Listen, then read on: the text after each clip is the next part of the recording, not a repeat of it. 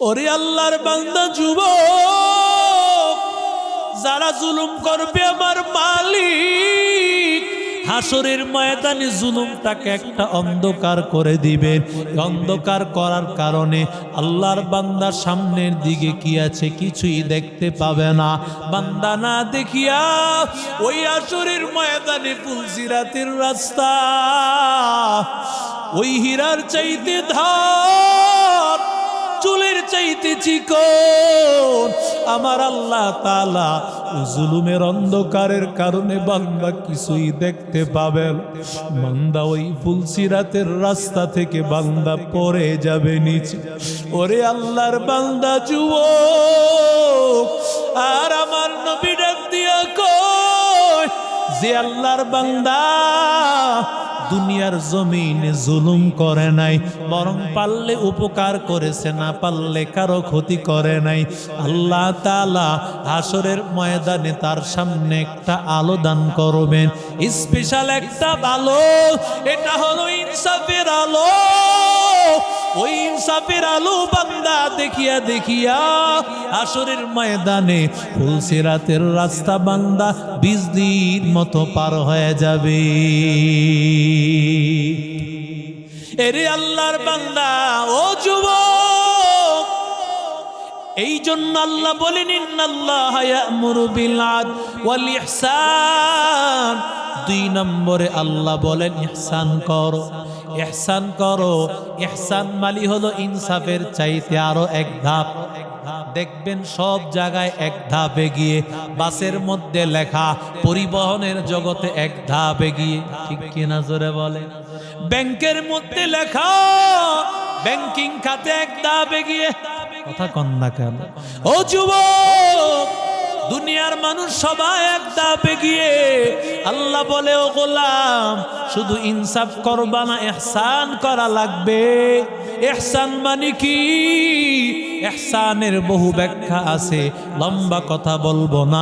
ইহসান মানে হলো বান্দা তোমাকে 1 কেজি দিয়েছে, তুমিও তাকে সমান 1 কেজি দিবা, পাশাপাশি আরেকটু বেশি দিয়া দিবা। সুবহানাল্লাহ বল, আরো জোরে বলেন, জোরে বলেন। ওরে আল্লাহর বান্দা, তুমি তার কাছে 10,000 টাকা পাও না, যদি শর্ত করে তাহলে তো ঘুষ, তাহলে তো সুদ হয়ে যায়। কর্জে হাসানা দিয়েছে 10,000, তুমি যখন তাকে 10,000 আবার বুঝায় দিবা, পাশাপাশি আরো কিছু টাকা হাদিয়া দিবা, এটা হবে ইহসান। তবে যদি সে শর্ত করে দেয় 10,000-এ 2,000 দিতে হবে, তাহলে যে শর্ত দিবে সেটাও গুনাহ, যদি আমি দেই সেটাও হবে গুনাহ। আল্লাহ বলে ইহসান করো। ও আল্লাহর বান্দা, ও দুনিয়ার বান্দা, তুমি ব্যবসায়ী ভাই, ব্যবসা করো বা ব্যবসার ক্ষেত্রে ইহসান করো।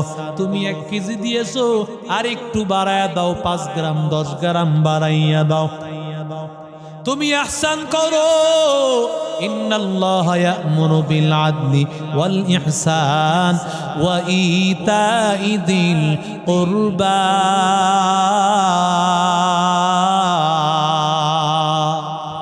আল্লাহ তাআলা ডাক দিয়ে বলে, রে ও গোলাম, শুধু ইনসাফ করবা, ইহসান করবা তা না। ওরে বান্দা, আত্মীয় স্বজনের খবর নিবা। আজকে দেখবেন একসাথে বন্ধু বান্ধব দেখলে কত হাসি খুশি, কত হাসি মজা, অথচ চাচতো বাইরে দেখলে আরেক রাস্তা দিয়ে হাইটা যায়। কথা কয় না কেন? নিজের চাচারে সালাম দেয় না, নিজের বাবারে এত মহব্বত করে না যতটা মহব্বত অন্যকে ভালোবাসে। বন্ধু বান্ধবরে যত ভালোবাসে, নিজের চাচতো ভাই খালাতো ভাইকে এত ভালোবাসে না, নিজের আপন ভাইকে তো চোখেও দেখে না। ওরে আল্লাহর বান্দা, নিজে 1000 কোটি টাকার মালিক, অথচ ভাইটা গরিব, একদিনও খবর নিয়ে দেখে না। রহমাতুল লিল আলামিন বলেন, ইন্নাল্লাহা তাআলা ফি আউনিল আবদ মা কানাল আবদু ফি আউনি আখি। কত সুন্দর হাদিস, ভালো করে সারা জীবনের জন্য মনে রাখবেন। আল্লাহর নবী বলেন, আল্লাহ ততক্ষণ তোমারে সাহায্য করবেন যতক্ষণ তুমি তোমার ভাইয়ের সাহায্য করবা। আরো জোরে বলেন, আল্লাহ ততক্ষণ তোমাকে সাহায্য করবেন যতক্ষণ তুমি তোমার ভাইয়ের সাহায্য করবা। ও যুবক, এজন্যই তো আমার নবী, মদিনাওয়ালা নবী, আল্লাহর নবী ডাক দিয়া কয়, যখন তুমি গোশতটা রান্না করবা একটু ঝোল বাড়ায়া দিবা। হয়তো তোমার পাশের ঘর, ওই ঘরের মধ্যে কেউ আছে সেও গোশত খেতে পারবে না, অন্তত একটু আলু আর ঝোল যদি দাও, সে এতটুকু দিয়া হয়তো তার ক্ষুধা নিবারণ করতে পারবে। মকবুল তো হ্যায়, সাজ হ্যায়, কাবিল তো বহুত হ্যায়। मकबूल तो है, शाज है, काबिल तो बहुत है। ऐ ना के मनिंदे तो नहीं, दिल तो बहुत है। ऐ ना के मनिंदे तो नहीं, दिल तो बहुत है। उल्फत में बराबर के वफा हो के जफा हो, उल्फत में बराबर के वफा हो के जफा हो। हर चीज में लज्जत है अगर दिल में मजा हो, हर चीज में लज्जत है अगर दिल में मजा हो। সকলে পড়ি আলহামদুলিল্লাহ।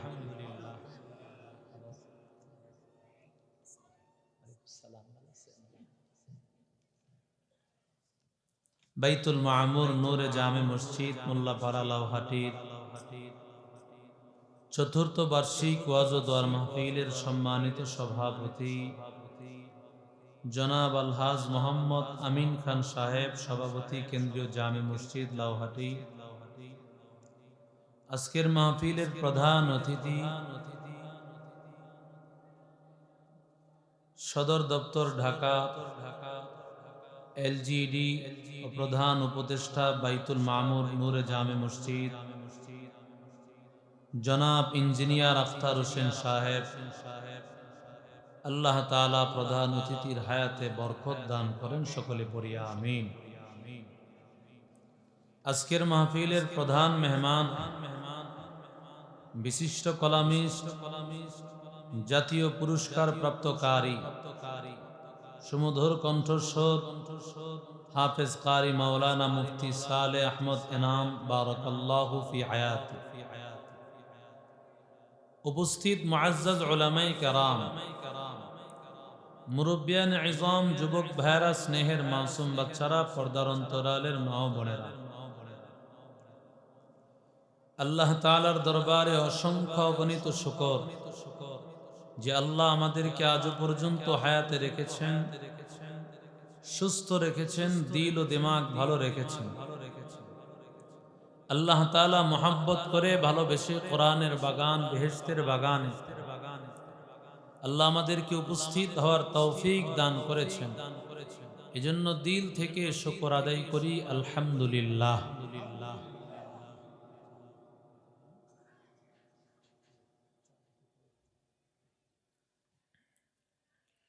উলামায়ে কেরাম মাগরিবের নামাজের পর থেকে কোরআন ও হাদিসের দিক নির্দেশনামূলক অত্যন্ত চমৎকার আলোচনা করেছেন। বিশেষ করে আপনাদের এই পাশে সায়ানী জামি মসজিদের সুনামধন্য খতিব হযরত মাওলানা মতিউর রহমান সাহেব বারাকাল্লাহু ফি হায়াত। হুজুর খুব মহব্বত করেন, ভালোবাসেন। আজকে 2-3 বছর ধরেই আনার জন্য বিভিন্নভাবে দাওয়াত দিচ্ছেন, কিন্তু সময় সুযোগ হচ্ছে না। খায়ের, আল্লাহ তাআলা আপনাদেরকে আপনাদের সামনে দোয়া নেওয়ার ব্যবস্থায় বছর হয়ে গেছে। আল্লাহ তাআলা বলনেওয়ালার জবান থেকে কিছু জরুরি হেদায়েতি কথা আল্লাহ বের করে দেন। যে কথাগুলো যিনি বলবেন আমরা যারা শুনব, আল্লাহ আমাদের সবাইকে আমল করার তৌফিক দান করেন। আরো জোরে বলেন। কোরআনে কারীমের এমন একটি আয়াত আপনাদের সামনে তেলাওয়াত করা হয়েছে, যেই আয়াতটা আপনারা জুমার দ্বিতীয় খুতবার শেষ দিকে আপনারা শুনেন। শুনতে শুনতে প্রায় মুখস্থ হয়ে গেছে অনেকে, কারণ ওমর ইবনে আব্দুল আজিজের জামানা থেকে দ্বিতীয় খুতবায় এই আয়াতকে সংযুক্ত করা হয়েছে। আজ থেকে 1300 বৎসর আগের কথা। 1300 বৎসরের মধ্যে কয়টা জুমা হয়েছে? কত হাজার হাজার জুমা হয়ে গেছে, আর কত লক্ষ লক্ষ বার তেলাওয়াত হয়েছে। সুবহানাল্লাহ। কিন্তু এই আয়াতে কারিমার মধ্যে আল্লাহ কি বলেছেন, কি মেসেজ আল্লাহ দিয়েছেন? আল্লাহ বলেন, ইন্নাল্লাহা ইয়া'মুরু বিল আদলি ওয়াল ইহসান ওয়া ইতা'i যিল কুরবা। আল্লাহ তাআলা মানুষকে তিনটা নির্দেশ দেন। এক নম্বর, ইনসাফ করো। ইন্নাল্লাহা ইয়া'মুরু বিল আদল, ইনসাফ করো। দুই নম্বর, ইহসান করো। ইনসাফ থেকে আরো একদা অগ্রসর, ইহসান করো, ইহসান করো, সদাচরণ করো। ওয়া ইতা'i যিল কুরবা, আর আত্মীয় স্বজন যারা নিকটবর্তী পার্শ্ববর্তী, এদের প্রতি তোমরা একটু দয়া করো। সুবহানাল্লাহ। তিনটা নির্দেশ আল্লাহ দিয়েছেন।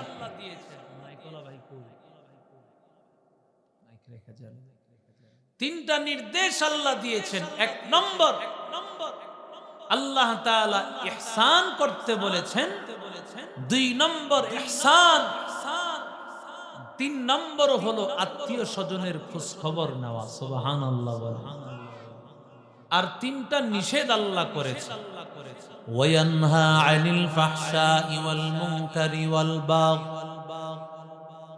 আল্লাহ বলেন ওয়ায়ানহা আনিল ফাহশা, অশ্লীল কাজ বান্দা ছেড়ে দাও। ওয়াল মুনকার, আল্লাহর নিষিদ্ধ কাজ ছেড়ে দাও। ওয়াল বাগয়া, জুলুম ছেড়ে দাও।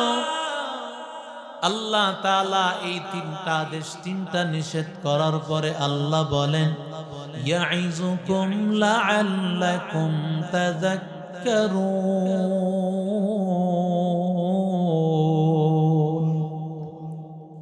আল্লাহ বলেন এই ওয়াজ আমি আল্লাহ নিজেই করতেছি। সুবহানাল্লাহ। কে করেন ওয়াজ?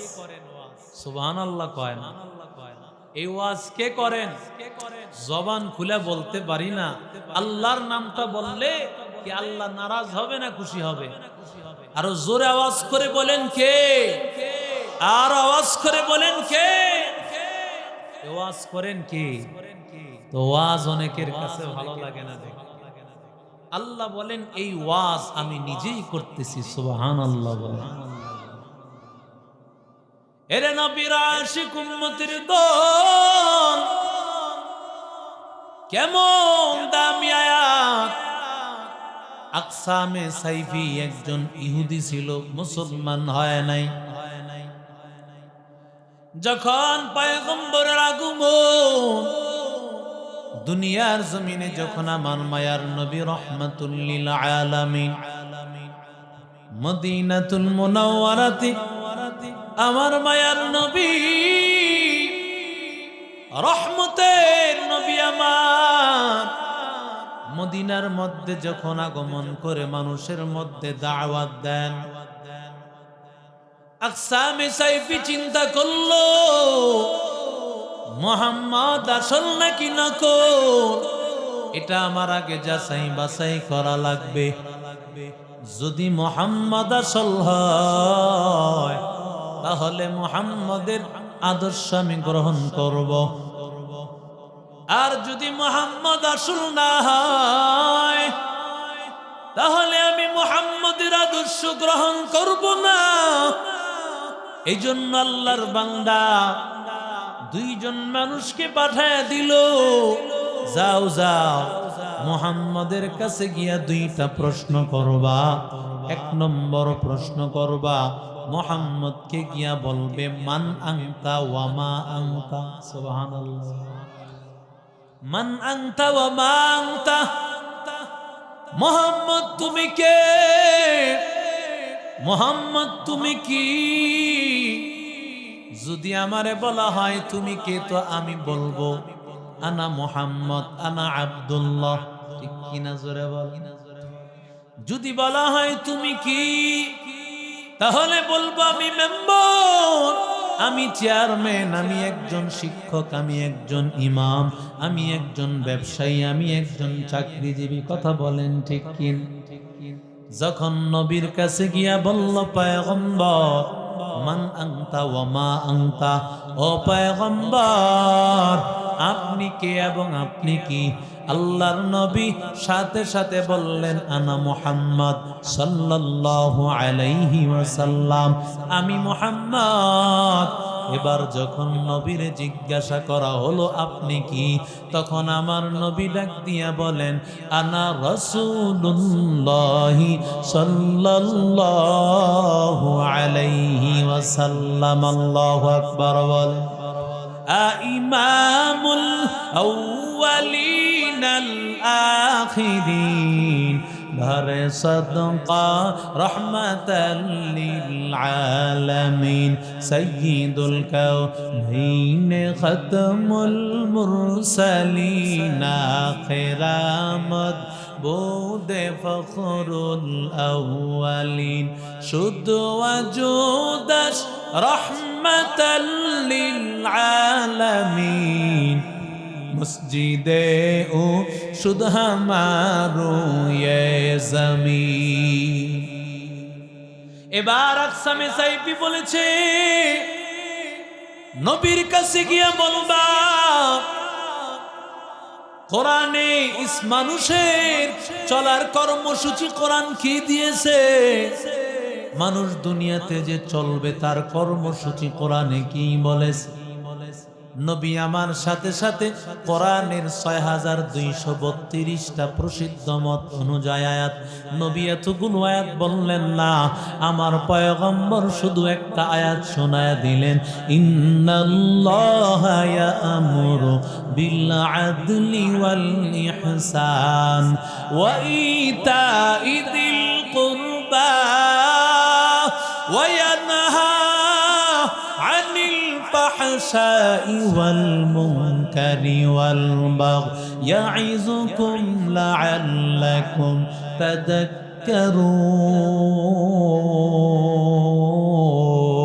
تذكرون।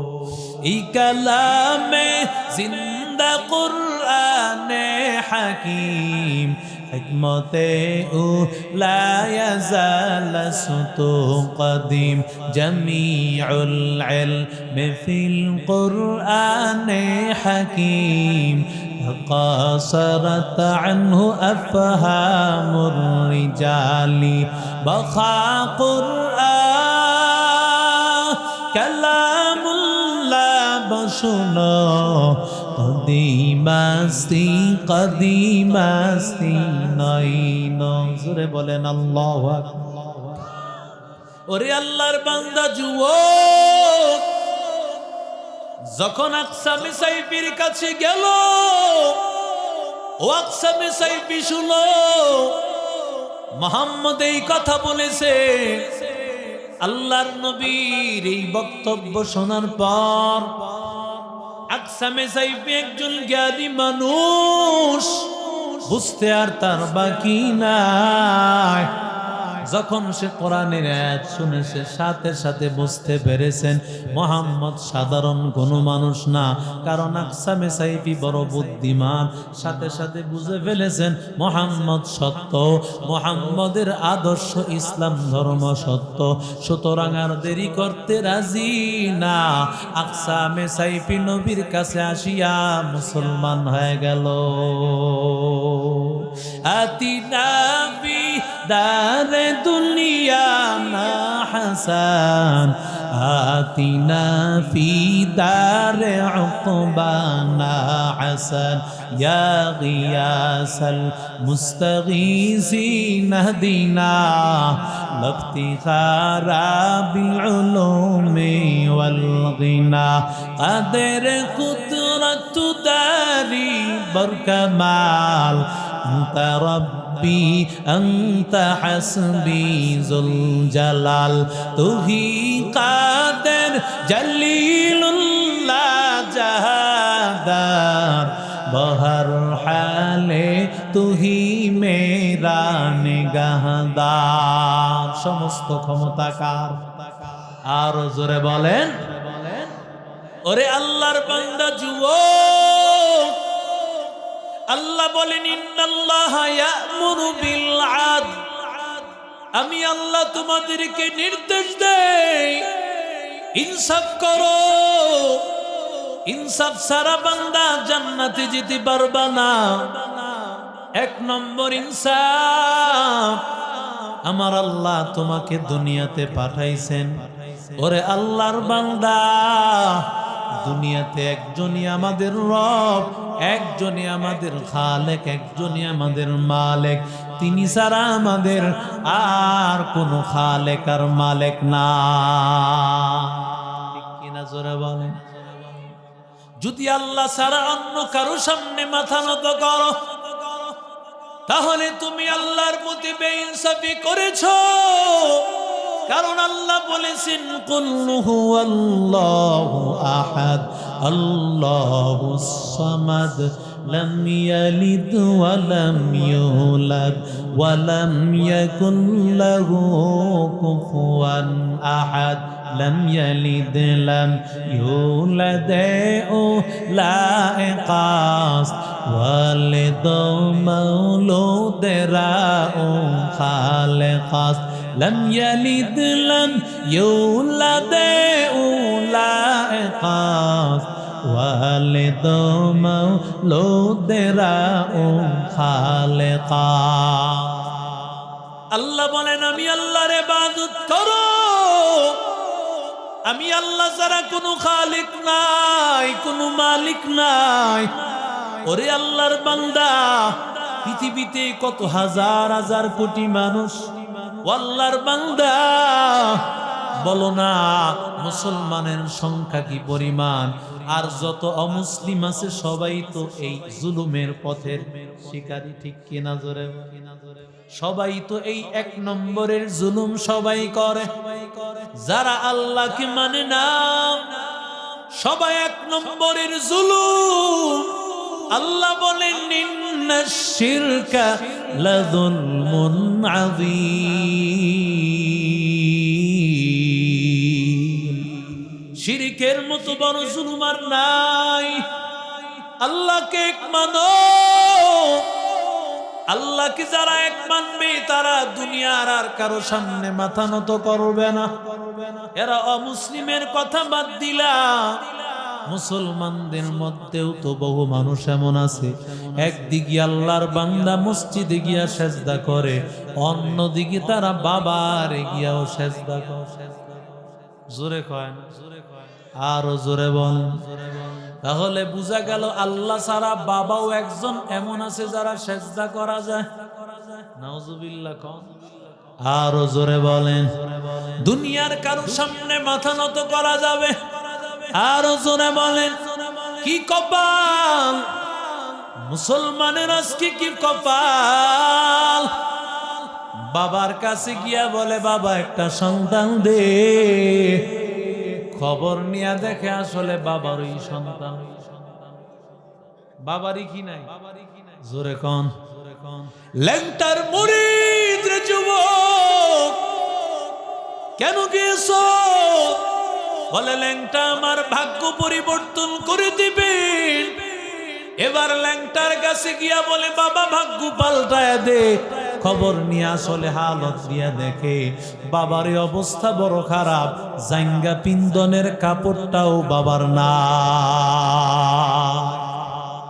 মুসলমানি হুয়াত গর্দন নেহাদান ইনানে খুদ বদস্তে খাজাদান গর্ব सूरत आदमी साबुदे अहमदो बो जहलो हमें साबुदे आदमीरा आदमीयत लाज़िमास रुदेरा गर बुना बाशद है जमा। এরে আল্লাহর বান্দা যুবক, আল্লাহ বলেন এক নম্বরে ইনসাফ করো।